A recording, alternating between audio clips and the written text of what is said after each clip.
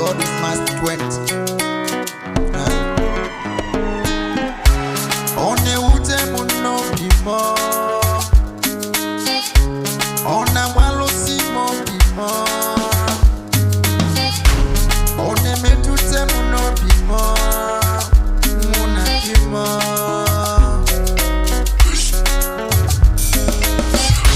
Keriye meleno munem, haja chimumewu, oliye mumelo munem, haja chimumewu.